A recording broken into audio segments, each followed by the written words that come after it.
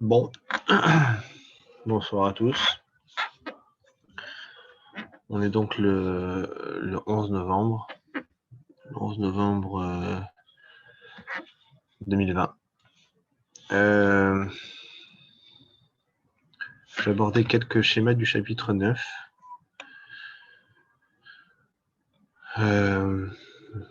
J'estime que c'est des schémas importants. Du chapitre 9, on en avait un peu parlé. J'aimerais insister lourdement sur ces schémas. Chapitre 9 que vous allez avoir d'ici quelques jours.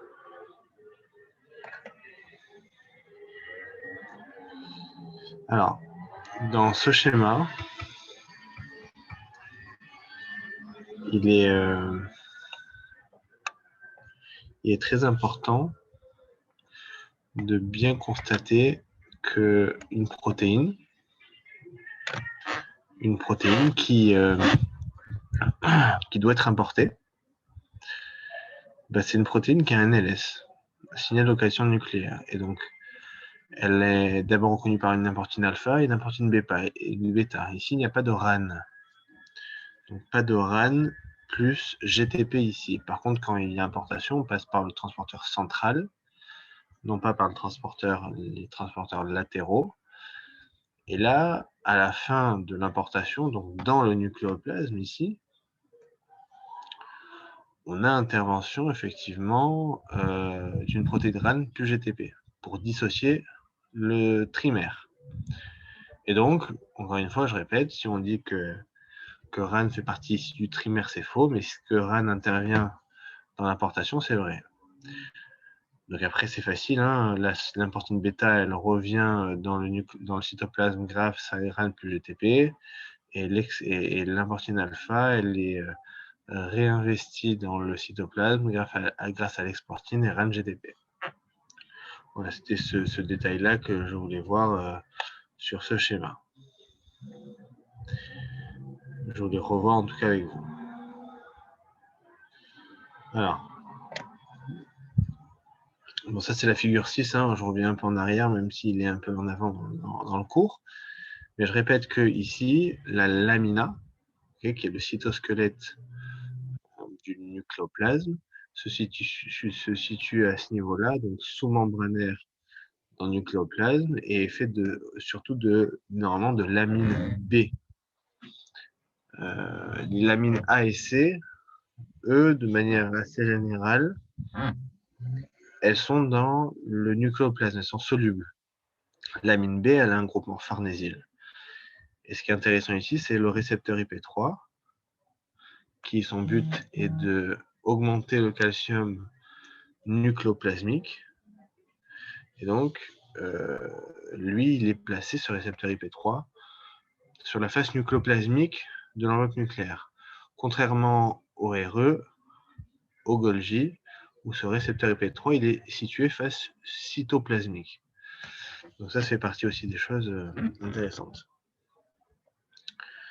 Mais bon, voilà, après, un RE, un enveloppe nucléaire, un Golgi, c'est exactement la même chose. On a tous les mêmes composants, sachant que, excusez-moi, le RE et l'enveloppe nucléaire sont exactement les mêmes. À part le récepteur IP3, on a BIP, on a PDI, on a calnexine, on a des calcium ATPases, on a un ribosome, on a un translocon, on a des réservoirs de calcium.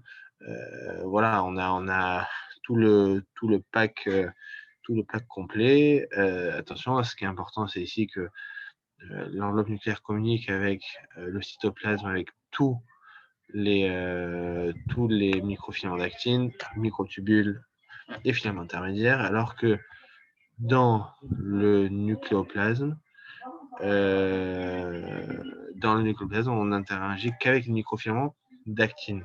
Et ça, je vous donne rendez-vous dans le chapitre 7, à voir dans ces schémas-là les derniers avec la spectrine, le rôle de la spectrine en rapport avec microfilaments d'actine, microtubules et filaments intermédiaires. Donc ça fera aussi pour vous une sorte de révision.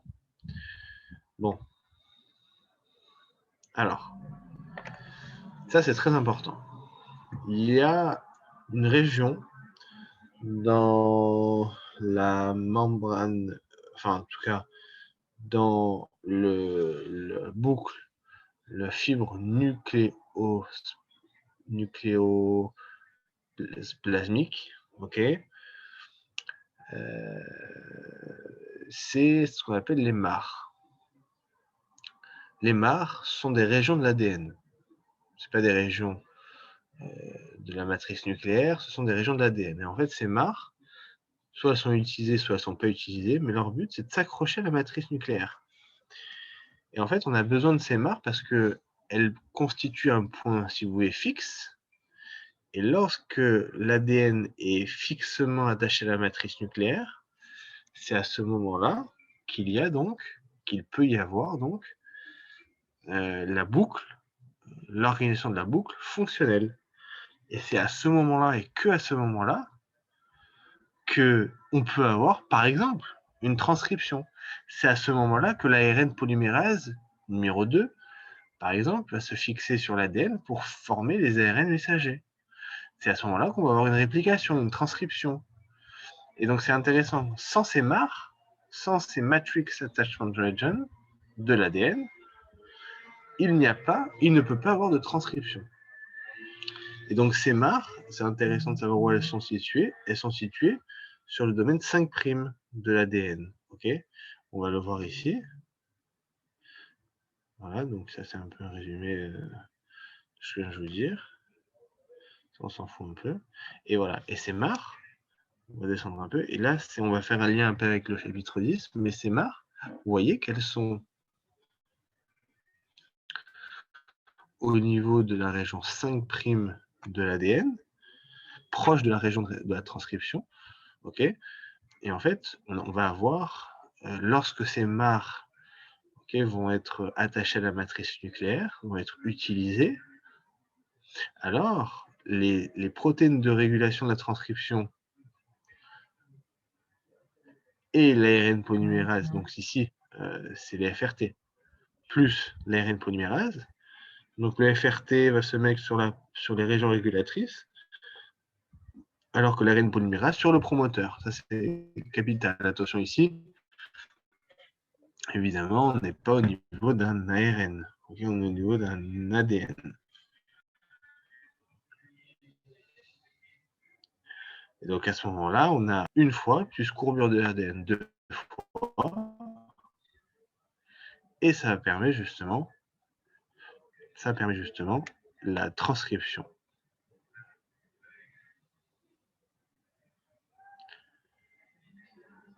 Donc ici dans ce schéma, alors attendez, ce qu'on va faire, c'est que je vais vous montrer dans le chapitre 10 un exemple de tout ça. Un schéma, ma foi, bien fait. Qu'est-ce que c'est que ça? Non, c'est chapitre 11, ça. Attends pour moi. Chapitre 10. Chapitre 10. Alors, on voit ici, chapitre 10 qui est très court, qui est très chiant. Ah bah ici déjà, on voit que lorsque, attendez, je vais agrandir. Lorsque ici on a donc un, attention ici il y a marqué chapelet de perles, je pense que c'est solénoïde, hein. Je sais pas, je comprends pas pourquoi il y a marqué chapelet de perles parce que ici c'est pas actif, hein, il est compacté. Donc apparemment il y a l'acétylation des histones, on a un remodelage de la chromatine, donc ici on crée des espaces pour que l'ARN polymérase puisse se mettre et pour qu'il y ait une transcription. Ok. Donc ici, il y a encore une fois, je répète, il y a deux complexes. Donc on imagine que l'ADN se fixe aux mares. Ok, se fixe, enfin, les mares sont fixées à la matrice nucléaire. Et on a l'action de deux choses, donc le FRT qui va se mettre donc, sur la région régulatrice. Et le complexe de transcription avec l'ARN polymérase sur le promoteur.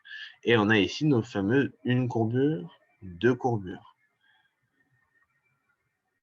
Donc ici, le schéma ici, pareil.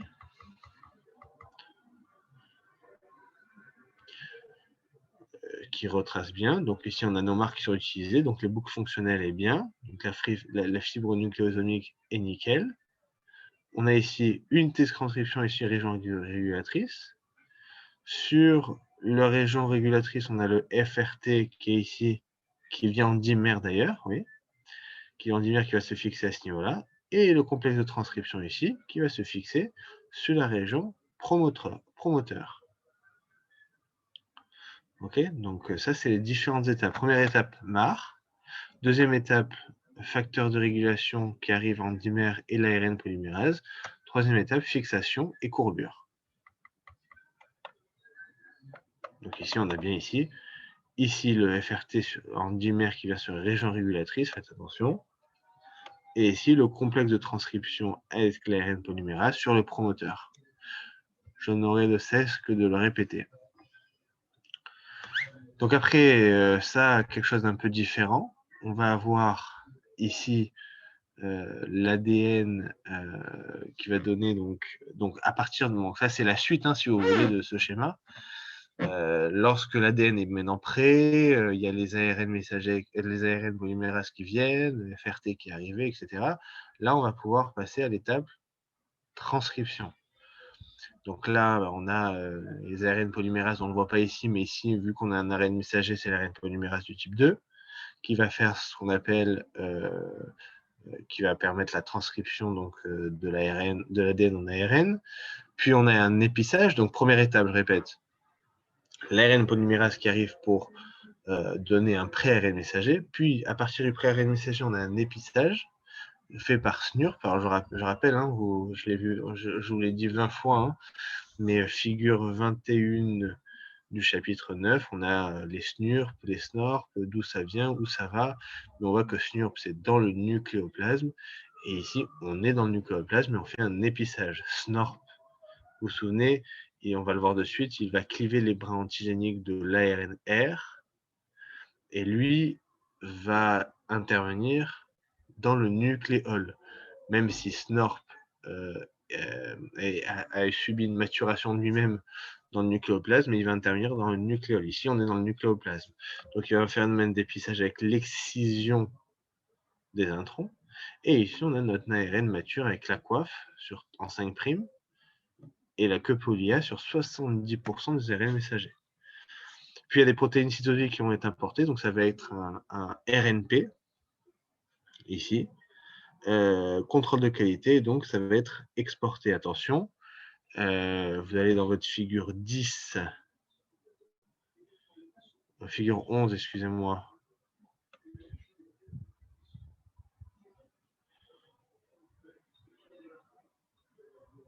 Figure 11 du chapitre 9. Je ne sais pas s'il est là. Voilà.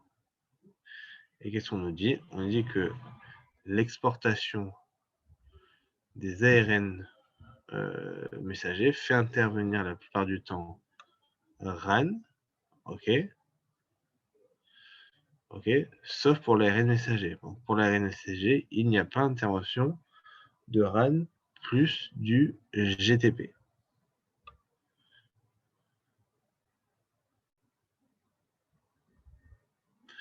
C'est la petite parenthèse.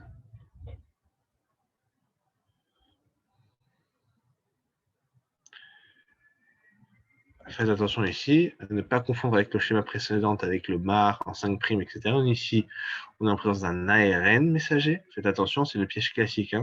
On croit que c'est un ARN, mais on peut croire que c'est un ADN ou un ARN, on confond. Ici, on est en présence d'un ARN messager mature, puisqu'il a la coiffe, la queue polia, partie codante, la partie non codante. Ok. Il va après sortir par le port nucléaire, va atterrir vers un ribosome qui va le traduire en protéines. Donc la coiffe est indispensable à l'exportation et la queue polia, souvent, elle permet l'adressage et la stabilité des ARN messagers. La lecture, c'est 5', 3'. Bon, ça, c'est, vous savez, ça, vous savez mieux que moi au cours d'ADN. Bon, LMNA, ok, on s'en fout. Et ici, enfin, donc, c'est quoi le nucléole? ben, le nucléole, quand on veut savoir ce que c'est concrètement, ben, on prend un acrosome acrocentrique, on va là dans la constriction secondaire, et là, c'est tout à l'intérieur de la constriction secondaire, il y a une organisation nucléolaire qui va fabriquer tous les ARN R, sauf le 5S, qui est donc, lui, fabriqué dans le nucléoplasme. Donc, qui va s'occuper de ça, c'est l'ARN polymérase numéro 1, alors que l'ARN polymérase numéro 3, lui, fabrique tous les ARN R 5S.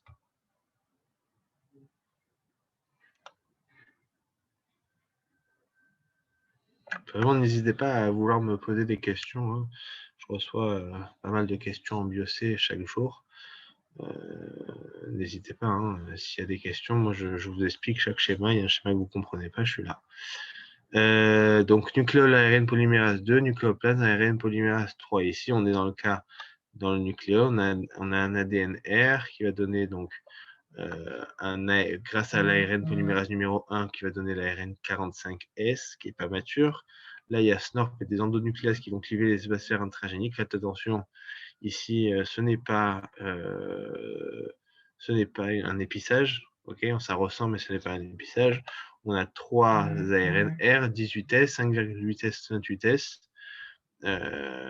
Qui vont être après rentrés dans la conscience de la petite et grande sous-unité. Et donc là, ce qui est important, c'est que la petite et grande sous-unité vont sortir à travers les pores nucléaires et s'associer dans le cytosol. Donc, ils sortent de manière séparée et s'associent dans le cytosol pour après lire, traduire les ARN messagers. Est-ce qu'ils vont être les ribosomes associés au RE ou est-ce qu'ils vont être des ribosomes libres? Ben ça va dépendre du signal d'adressage qu'ils vont avoir à partir de la protéine qui va sortir. Donc là, des questions classiques qu'on peut vous poser, hein, est-ce que l'ARN, est-ce que la petite unité est formée d'éléments que nucléolaires? Alors, c'est faux, puisqu'il est fait évidemment de 18S qui est dans le nucléole, mais il est fait aussi de protéines ribosomales. Ces protéines ribosomales sont importées, ça c'est important, elles sont importées à partir du cytosol. Par contre, si on vous dit ici, il est fait que des éléments, nucléaires provenant du nucléole, c'est vrai. Ici, ça provient des éléments, c'est fait d'éléments nucléaires qui proviennent donc du nucléole, et ici du nucléoplasme en ARN 5S. Ça, c'est facile. Et enfin, je crois que c'est le dernier schéma. Ça, je vous l'ai fait 20 000 fois. Très important. Faites-moi le plaisir de bien apprendre. Ça serait vache que ça tombe, mais je veux dire, c'est même pour vous, c'est un bon entraînement de savoir tous les ARN, d'où ils viennent, d'où ils sortent. On voit que l'ADN R jusqu'au ribosome, ça reste dans le nucléole chaque fois. On voit que SNORP vient du nucléoplasme et va jouer le rôle de cleaver, d'espaceur intragénique. L'ARN 5S, il provient du nucléoplasme, il va venir intégrer les ribosomes. L'ARN de SNURP, c'est intéressant, il fait une maturation dans le nucléole. L'ARN 7RP, SRP, l'ARN 7SL, je rappelle que le SRP, c'est un complexe ribonucléoprotéique. C'est une GTPase, ok, vous vous souvenez. Et l'ARN du SRP, il passe par le nucléole également. Voilà, il y a toutes ces choses-là. Et les cordes de Cajal, c'est lui qui va permettre au pré-ARN messager de devenir un ARN messager mature. Voilà. Voilà, donc la fin du chapitre 9 et le début du chapitre 10. Voilà, il me manque le chapitre 11 à attaquer. Donc on le fera tranquillement la semaine prochaine. On le finira classiquement. J'aimerais, voilà, si vous avez des sujets dans le chapitre 11 que vous voulez voir, c'est avec un grand plaisir que je le ferai. Donc, bonne soirée à tous, bonne nuit et à la semaine prochaine. Ciao.